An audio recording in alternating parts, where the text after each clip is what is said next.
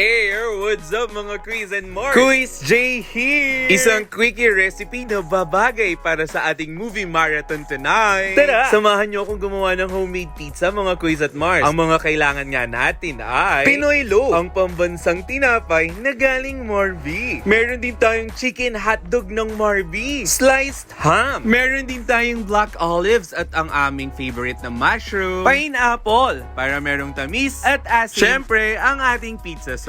Say cheese!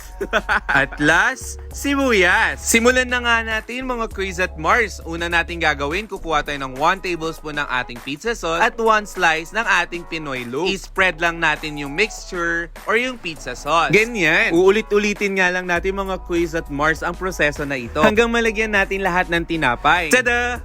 At saka natin ilalagay yung other ingredients. Simulan natin sa black olives, pineapple, red onion, mushroom, sliced ham, chicken hotdog ng Morbi. Ayan, ready na nga ang ating pizza mga Quiz at Mars. Pero parang may kulang.